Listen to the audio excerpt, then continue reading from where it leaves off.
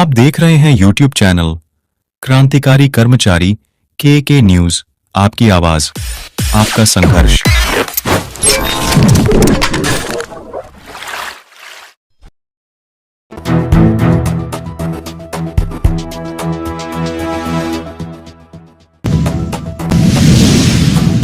पुरानी पेंशन, पुरानी पेंशन, पुरानी पेंशन, निजीकरण, निजीकरण, निजीकरण, इंकलाब, इंकलाब, इंकलाब। संगठन है, शिक्षक संगठन है, सब एक ही मांग है कि ओल्ड पेंशन स्कीम लागू की जाए। सरकार हमेशा मना करती रही है, लेकिन उसके बाद भी लड़ाइयों के दम पर, आंदोलन के दम पर, तमाम सारे सहयोगी संगठनों के दम पर 4 राज्यों के अंदर पुरानी पेंशन बहाल है। चाहे राजस्थान हो, छत्तीसगढ़ हो, झारखंड हो, हिमाचल हो और पश्चिम बंगाल में ऑलरेडी पहले से चल रहा था।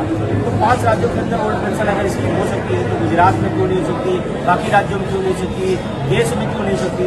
और एक सवाल सरकार से मैं और आपसे बात पूछना चाहता हूँ कि दुनिया की आर्थिक महाशक्ति हमारा देश बन रहा है, और जब आर्थिक महाशक्ति हम बन रहे हैं तो हम वो पेंशन देने में क्या दिक्कत है। जब हमें राशन नहीं था तो स्वागत और सम्मान दिया, उसके लिए दिल से शुक्रिया, आपको धन्यवाद। हमारे मंच पर तमाम सारे सीनियर लीडर दिल्ली से चल करके आए, कर्मचारी यूनियन के बड़े नेता हमारे बड़े भाई प्रेम जी और बघेला साहब, पटेल जी, संजय भाई, यह पूरी टीम जो है उन सब का शुक्रिया धन्यवाद देते हुए अपनी बात शुरू करूंगा। बहुत सारे लोग कार्यक्रमों में जाता हूं तो कहते हैं अध्यक्ष जी आपने मेरा नाम नहीं लिया, मेरा नाम छूट गया। मैं कहना चाहता हूं, नाम छूट जाए तो छूट जाने देना, ये सभा चल रही है, बस छूट जाए तो छूट जाने देना, ट्रेन भी अगर छूट जाए तो छूट जाने देना, ओपीएस न छूटने पाए, सब सही हो जाएगा। तो तैयार है ओपीएस के लिए? हम थोड़ा जानना चाहते हैं ओपीएस में कितने लोग, ओपीएस के अंतर्गत कितने लोग हैं जो ओपीएस के ऑलरेडी अंतर्गत हैं, जो ओपीएस के सिस्टम में है, कितने लोग हैं? एक बार हाथ उठाएंगे। और कितने लोग एनपीएस में हैं? एक बार हाथ उठाएंगे, एक बार हाथ उठाएंगे सभी लोग। एनपीएस वाले साथी जो हैं, आप भी हैं?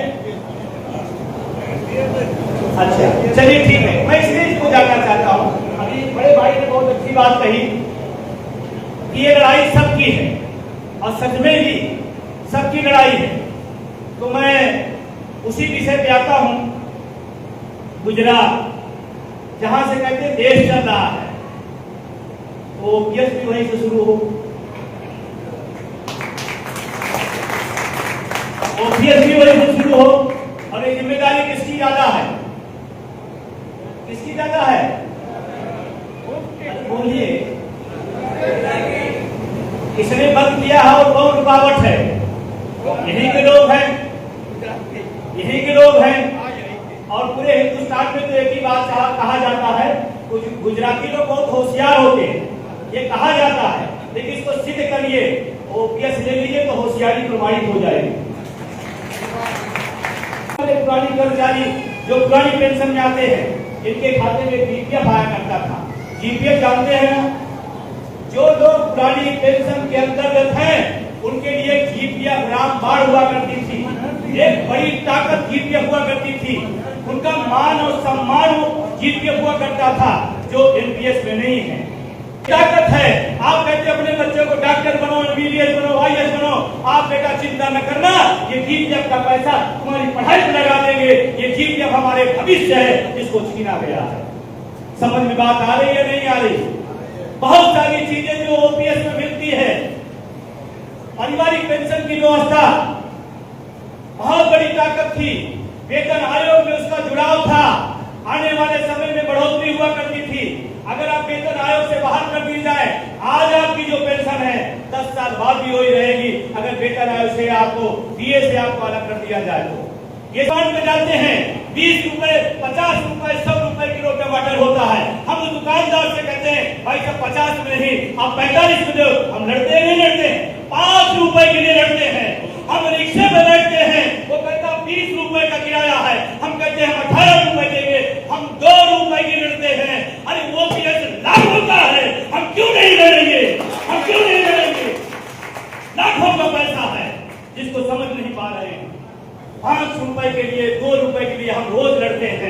लाखों रुपए हमारे चले गए और हम चुप बैठे हुए। मैं दिखाता हूँ एमपीएस ओपीएस है क्या। उदाहरण के लिए समझ चाहता हूँ, भाई साहब ओपीएस में है, इसको तो ध्यान से देखिए, ध्यान से देखिए, दाढ़ी बनी हुई है, चश्मा अभी नहीं लगा है, ये ओपीएस की ताकत है। ये चमक देख रहे हैं, ये चमक ओपीएस की है, ये है ओपीएस, इसको समझो ओपीएस। क्योंकि टेंशन लाइफ में नहीं है, ये ओपीएस की ताकत है। इधर देखिए, तेरा क्या होगा गालियां, देख रहे, दाढ़ी बनी हुई है, शेविंग हुई नहीं, आंख में चश्मे लगे, रोशनी कम हो गई, एमपीएस का टेंशन है, ये एमपीएस है। अब इसी से समझ लाइए वो ओपीएस और एमपीएस क्या है। मैं थोड़ा समझाना चाहता हूँ, इस मुद्दे का मर्म समझिए। अगर ये रिटायर हो जाते हैं, रिटायर होकर जब अपने घर जाएंगे तो इनके घर वाले ऑफिस तक ढोल बजाना और तमाम फूल माला लेके आएंगे, क्योंकि इनको पता है घर वालों को कि बुढ़ा अभी 1 लाख देता था, रिटायर होने के बाद 50,000 को देगा ही देगा। सही है गलत है? सही है गलत है? ये 50,000 रुपए और में आपको इज्जत सम्मान चाहिए तो 25 नवंबर दिल्ली चलो, 25 नवंबर आगे लोग, 25 नवंबर, 25 नवंबर, या तो दिल्ली या तो वृद्धाश्रम, आप तय कर लीजिए। ओपीएस की लड़ाई लड़े, बीच में एक नया और आ गया, एक और आ गया, कौन सा आ गया? यूपीएस। हम गांव में गए थे जनसंपर्क करने, एक बुजुर्ग मिले, उन्होंने कहा भाई साहब आप जीत गए विजय बंधु जी, आपने तो लागू करवा दिया। हमने क्या हो गया? कल ओपीएस लागू हो गई। हमने ओपीएस नहीं है, यूपीएस है। तो उन्होंने कहा अच्छा वही मैं समझ रहा था, यूपीएस का मतलब, वो बुजुर्ग कहा ऊट पटांग पेंशन योजना, ऊट पटांग पेंशन योजना, यूपीएस मतलब एक बार अपने लिए जो ताली सब लोग बजा लीजिए, तो आगे बात और जम के लगाइए, इससे उससे अच्छा है। नो, हमारी लड़ाई ओपीएस की है। आप जब भी तुलना करिएगा ओपीएस से तुलना करिएगा। एनपीएस यूपीएस के चक्कर में सरकार 3-4 ओपीएस चला जाए पीछे, नेपथ्य में इसी में चर्चा करें और कहेंगे इससे अच्छा है। हमें इसके झमेले में एक पीछे वाले भाई एक बार बोलो, क्या चाहिए? ताकत से बोलिए, क्या चाहिए? ताकत से ओपीएस। क्या चाहिए? भाई एलआईयू के लोग बैठे होंगे यार, उनको भी तो सूचना जानी चाहिए कि विश्वकर्मा भवन में आज हुंकार भर दिया है विष्णु भाई पटेल और उनके तमाम साथी लोग कि आने वाले समय में गुजरात में एक व्यापक और बड़ा आंदोलन पुरानी पेंशन का गुजरात के अंदर होने जा रहा है। ये मैसेज हो जाना चाहिए। ध्यान रखना है, पुरानी पेंशन का आंदोलन सरकार के सिस्टम को तोड़ देता है। एक नहीं 1000 उदाहरण मैं आपको बता सकता हूँ। मैं एक बार दिल्ली गया, संसद भवन घेरने लगा, संसद भवन का बढ़ गया, हम लोग आगे बढ़ने लगे, दिल्ली पुलिस के लोग रोकने लगे, पैरामिलिट्री के लोग लागे थे। और पैरामिलिट्री का एक भी आदमी विजय बंधु को पहचानता है, वो कहता है मैं गोली को चला सकता हूँ लेकिन बोल नहीं सकता। कोई बंदा है जो हमारी बात बोल तो रहा है कि हमें ओपीएस चाहिए। और मैं जब आगे बढ़ा संसद की तरफ तो पुलिस दिल्ली के लोग नहीं थी, लेकिन जानते हैं वो अर्धसैनिक बल हमको नहीं रोक रहा था, पुलिस वाले को समझा रहा, लड़ाई हो चूतिया हो, अरे लड़ाई जब जीतेगी तो हमें मिलेगा, जाने दो। लड़ाई बहुत शानदार है, पूरे सरकार के सिस्टम को अपने पास है, बस थोड़ा सा हमें एकता दिखानी है, ताकत दिखानी है। तो मैं आपसे निवेदन करने आया हूँ, ओपीएस की लड़ाई लड़ना जरूरी है नहीं जरूरी है? जरूरी है। कुछ लोगों के लिए ध्यान रखना, ये पीढ़ियों की लड़ाई है। मैं कह के जा रहा हूँ गुजरात के लोगों, ये सिर्फ आपकी लड़ाई नहीं, ये पीढ़ियों की लड़ाई है। जो ओपीएस में है उनको भी, जो नहीं है उनको भी, सबको मिलकर लड़ने की लड़ाई है। क्यों? मैं ये बात 7-8 साल पहले जब कहता था पूरे देश में जा जाके, तो तमाम बुजुर्ग लोग ऐसे कहते थे मुझे तो पेंशन मिलती, मुझे क्या लेना देना। मैं सबकी बात नहीं कर रहा, लेकिन कुछ लोग कहते थे मुझे क्या मतलब है। हमने कहा नहीं, आपसे भी मतलब है। क्योंकि पीएफआरडीए बिल के नियम में है जैसे वेतन का पुनरीक्षण होता है वैसे पेंशन का पुनरीक्षण हो सकता है। और पीएफआरडीए बिल में उसमें लिखा हुआ है आपकी भी पुरानी पेंशन बंद की जा सकती है, उसका सदन ने पास कर दिया। अलग से उसके लिए कोई कानून नहीं लाना। और उसका पहला प्रयोग मैं आपको बता रहा हूं, पहला प्रयोग वेतन आयोग, 8वें वेतन आयोग से पेंशनरों को बाहर किया जा रहा है। गलत है तो नहीं, क्या गलत है क्या? 8वें वेतन आयोग में पेंशनरों को उसके लाभ से वंचित करने की तैयारी है। धीरे धीरे काटा जाएगा, बारी सबकी आएगी, कभी हमारी आएगी, कभी आपकी आएगी। तो हमारी जरूरत है हमें एक हो जाए। ये लड़ाई पीढ़ियों की मैं नहीं कहता। आप पेंशन में होंगे, आपका बच्चा बाहर जाएगा, आपका बेटा, आपकी बेटी बाहर जाएगी, जाएगी नहीं जाएगी? एक बार सब लोग हाथ ऊपर कर लीजिए, हाथ सारे लोग उधर भेजे थे, दिखा दो, हाथ ऊपर करिए। अगर जाएगी तो सबकी जाएगी ना। आपके बच्चे भी तो एनपीएस में आ जाएंगे। आप अपने बच्चे की लड़ाई नहीं लड़ना चाहते क्या? क्यों नहीं लड़ना चाहते? पूरी जिंदगी को आप उनके लिए काम कर रहे हैं, घर बनवा रहे हैं, बैंक बैलेंस कर रहे हैं, पढ़ा लिखा रहे, शादी ब्याह कर रहे हैं, उनके बुढ़ापे की लाठी की जिम्मेदारी पड़ोसी देगा क्या? आपको ही लड़ना पड़ेगा। ये सभी की लड़ाई है, इस लड़ाई को आगे बढ़ाएं। आप सबको हम आमंत्रण देने आए हैं, हम निमंत्रण देने आए हैं। एनएमओपीएस का राष्ट्रीय अध्यक्ष होने नाते आज तमाम संगठनों के समन्वय मंडल के लोग यहाँ हैं। मैं सभी से निवेदन करता हूँ, गुजरात को आप मजबूत करिए, गुजरात को आप आगे लड़ाई बढ़ाइए। हमारा जहाँ सहयोग रहेगा, एनएमओपीएस का जहाँ सहयोग रहेगा, एक राष्ट्रीय स्तर पर आपसे निवेदन करने आया हूँ। एनएमओपीएस पूरे देश की लड़ाई लड़ रहा है, उसमें विभाग का विषय नहीं है, उसमें यहाँ वहाँ राज्य का विषय नहीं है। उसकी घोषणा हुई है 5 सितंबर को हम सब सामूहिक उपवास पर जा रहे हैं। क्या आप भी साथ देंगे? क्या आप भी साथ देंगे? क्या शिक्षक दिवस जो सम्मान का विषय हमारे होता है, हम सबके सम्मान के विषय, उस दिन उपवास एक संकेत देश को हम देना चाहते हैं, प्रधानमंत्री को देना चाहते हैं कि शिक्षक जो हमारे सम्मान का दिवस है उस दिन हम भूखे रह रहे हैं। किस लिए? ओपीएस के लिए उपवास। ओपीएस के लिए आप अपने स्कूल में रहो, कॉलेज में रहो, घर रहो, जहां भी रहो, उस दिन पूरा का देश उपवास में रहेगा। ये संदेश देने के लिए हमारे लिए ओपीएस कितनी बड़ी चीज है। और एक निवेदन हो, आप सब जैसे अशोक भाई ने बहुत अच्छी तरीके से बताया, यहां से कोई साथी दिल्ली में थे क्या 1 अक्टूबर 23 को? 1 अक्टूबर 23 को दिल्ली में थे? बहुत बहुत धन्यवाद। आप सब कम से कम कुछ हाथ तो उठे। आप कल्पना करो 2 हाथ उठे हैं। अगर सब के सब हाथ उठा के अगले कार्यक्रम में दिल्ली आ जाएंगे तो क्या नजारा होगा? अगले कार्यक्रम में दिल्ली आ जाएंगे, उसको मैं बता देना चाहता हूँ। 1 अक्टूबर 23 आप दिल्ली गूगल पे जाओ, डाल दो 1 अक्टूबर 23 दिल्ली रैली। भारत के ट्रेड यूनियन के इतिहास में नहीं, पूरी दुनिया के ट्रेड यूनियन के इतिहास की सबसे बड़ी रैली 1 अक्टूबर दिल्ली में हमने करके दिखाया है। तो मैं आप सबका विषय हो रहा। और वो रैली ऐसी नहीं थी, उसी के बाद सरकार के कान खड़े हुए, उसी के बाद यूपीएस की प्लानिंग करना शुरू किए। अगर कुछ कर्मचारी नेता, मैं खुद कहता हूं, कुछ कर्मचारी नेता गद्दारी न किए होते तो आज हम सब ओपीएस में होते, हम सब ओपीएस में होते। वो लोग जाकर के साल बढ़ा करके प्रधानमंत्री का उन्होंने कहा चिंता न करिए, आप ये जो प्लान ला रहे हैं हम समझा ले जाएंगे। लोग समझा भी रहे हैं, थोड़ा हम आपको अलर्ट भी रहना है। आजादी की लड़ाई भी चल रही तो तमाम लोग गद्दारी किए। आजादी के समय और आजादी के बाद जब भी कोई लड़ाई होती कुछ गद्दारी करते। गलत तो नहीं करा संजय भाई? अगर उस समय दिल्ली रैली के बाद ये मठाधीश कर्मचारी नेता प्रधानमंत्री से चूक कह के आए होते कि देश का कर्मचारी ओपीएस मांगता है, उसमें सरकार बहुत दबाव में थी, ओपीएस लागू हो गई, पूरे देश में लागू हो गया। एनएमओपीएस का संघर्षों का इतिहास रहा है। हमने राजस्थान, हमने छत्तीसगढ़, हमने झारखंड, हमने हिमाचल लड़के ओपीएस बहाल कराया है। 4 राज्यों के अंदर पुरानी पेंशन पुनः बहाल हुई, पुनः बहाल हुई। आप जाके पता लगा लेना, ये एनएमओपीएस के संघर्षों का और आपके साथ देने का नतीजा है।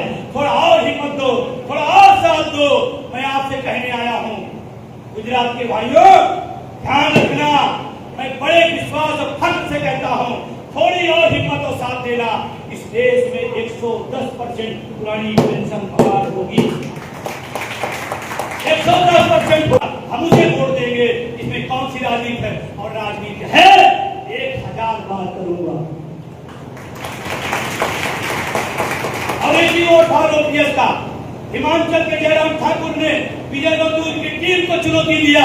अगर आपने बयान सुना होगा, उन्होंने बोला था लोग कहते हैं नेता को पेंशन मिलती है, नेता को पेंशन मिलती है, कर्मचारी नहीं मिलती। तो उन्होंने बयान दिया आप नौकरी छोड़ के नेता बन जाइए, विधायक बन जाइए, पेंशन ले लीजिए। तो हमने उसका जवाब दिया था हम उसे भी ले सकते हैं और नहीं जाएंगे तब भी ले। और उन्होंने नारा दे दिया कि अगर आप कर्मचारी विधायक का चुनाव लड़िए। हमने कहा जयराम ठाकुर अगली बार हम अपनी पेंशन की व्यवस्था तो करेंगे, हम निर्दयी नहीं हैं, आपको पेंशन दे के विदा करेंगे, पेंशन दे के विदा करेंगे। और पेंशन हिमाचल में पूरी चुनौती के साथ हम लोगों ने लिया। हाँ, मैं धन्यवाद दूंगा हिमाचल के लोगों ने।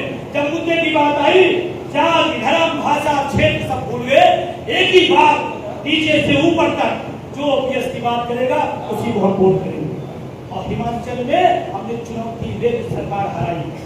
और खुशी की बात बताऊंगा आपको, ओपीएस वहां लागू कहा नहीं पता, लागू ही नहीं। ओपीएस का विरोध कौन कर रहा है?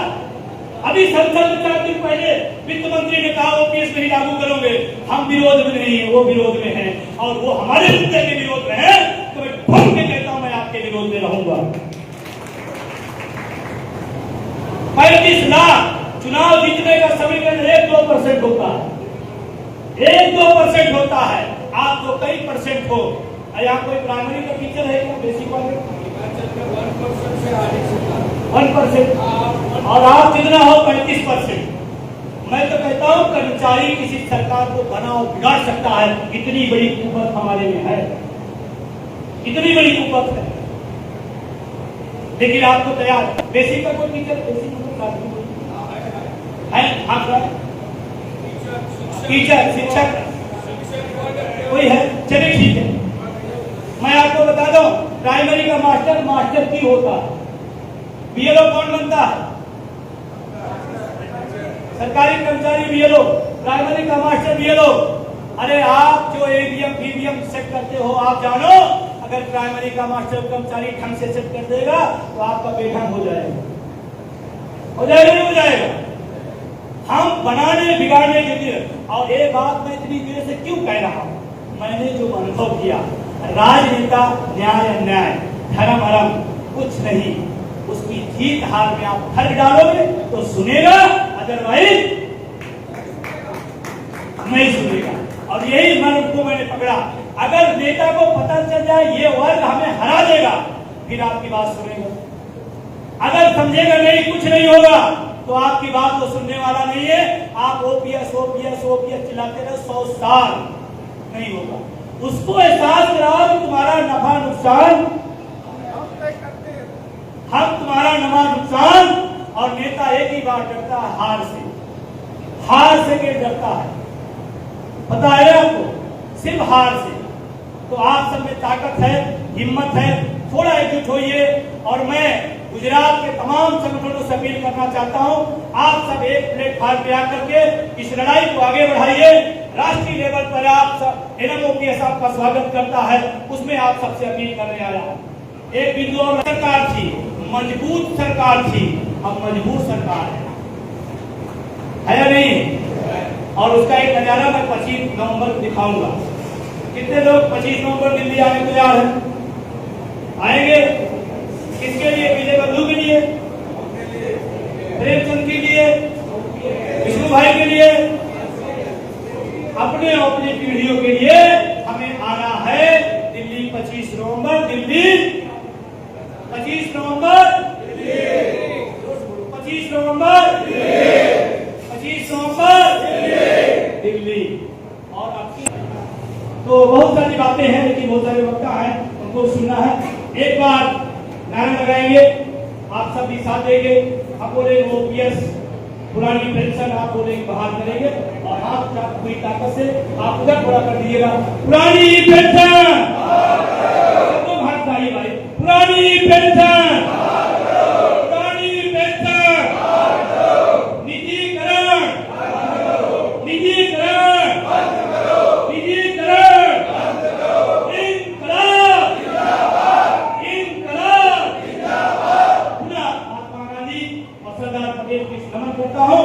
और विष्णु भाई और पूरी टीम का शुक्रिया अदा एजेंडा क्या रहेगा और सरकार अब तक कुछ स्थिति दिख रही है तो कोई OPS देने की कोई योजना को नहीं दिख रहा है। क्योंकि हम सब की जो कर्मचारी लोग हैं, कर्मचारी संगठन है, शिक्षक संगठन है, सबकी एक ही मांग है कि ओल्ड पेंशन स्कीम लागू की जाए। सरकार हमेशा मना करती रही है, लेकिन उसके बाद भी लड़ाइयों के दम पर, आंदोलन के दम पर, तमाम सारे सहयोगी संगठनों के दम पर 4 राज्यों के अंदर पुरानी पेंशन बहाल की, चाहे राजस्थान हो, छत्तीसगढ़ हो, झारखंड हो, हिमाचल हो और पश्चिम बंगाल में ऑलरेडी पहले से चल रहा था। तो 5 राज्यों के अंदर ओल्ड पेंशन अगर स्कीम हो सकती है तो गुजरात में क्यों नहीं हो सकती, बाकी राज्यों में क्यों नहीं हो सकती, देश में क्यों नहीं हो सकती। और एक सवाल सरकार से मैं और आपसे माध्यम पूछना चाहता हूँ कि दुनिया की आर्थिक महाशक्ति हमारा देश बन रहा है और जब आर्थिक महाशक्ति हम बन रहे हैं तो हम वो पेंशन देने में क्या दिक्कत है। जब हमें राशन नहीं था खाने को आज़ादी के बाद, उस समय हम पेंशन देते थे सरकारी कर्मचारियों को और आज हम आर्थिक महाशक्ति बन रहे हैं, उसके बाद ओल्ड पेंशन क्यों नहीं दे रहे। तो सवाल संसाधनों का नहीं है, सवाल नियत का है, नियत नहीं है। लेकिन हम सब लड़ाई लड़ेंगे और उसके सिलसिले में आज ही कानून रखा गया। यानी कि मोदी शासित बीजेपी सरकार की नियति नहीं है, क्योंकि गुजरात से ही शुरुआत हुई थी, गुजरात में बंद हुआ, फिर देश भर में बंद करने की शुरुआत। जी बिल्कुल, आप बिल्कुल सही कह रहे हैं कि भाजपा शासित जो राज्य है वहाँ पर नहीं है। लेकिन अगर आज हम विसंगति की बात करें तो राजस्थान में भाजपा है, ओल्ड पेंशन लागू है, ठीक है उन्होंने लागू किया, लेकिन आज वो कंटिन्यू किए हैं। छत्तीसगढ़ में उनकी सरकार है, वहाँ कंटिन्यू है। तो अगर एक राज्य में हम सहमत हैं या दे रहे हैं तो दूसरे राज्यों में या दूसरे देश के अन्य राज्यों में क्यों नहीं दे सकते हैं। ये तो दोहरी व्यवस्था है। और एक बड़ा सवाल और है कि राजनेता जो MP MLA है वो पेंशन लेता है, उसके लिए आर्थिक समस्या नहीं है, और जब कर्मचारियों को देना है तो आपको आर्थिक समस्या दिखने लगती है। ये दोहरा मापदंड ठीक नहीं है। अभी आप तमाम राज्यों में देखे होंगे लगातार विधायकों के, सांसदों के वेतन भत्ते बढ़ाए गए, मेघ खतवा बढ़ा दिए गए, कोई कमेटी नहीं, कोई विचार नहीं, कोई धरना प्रदर्शन नहीं। क्यों बढ़ा दिए गए? अगर पैसे की समस्या थी तो हमारे लिए है, तो आपके लिए भी तो है ना। आप अपने वेतन भत्ते मेघ खतवा बढ़ाएंगे और हमारी जब बात आएगी, कर्मचारियों की बात आएगी जो देश हित में काम कर रहा है, लगातार अपना सेवाएं दे रहा है, उसके लिए आपको पेंशन समस्या। देश भर के पेंशन आंदोलन व सरकारी कर्मचारियों की खबरों से जुड़े रहने के लिए चैनल को सब्सक्राइब अवश्य करें तथा बेल आइकन बटन अवश्य दबाएं।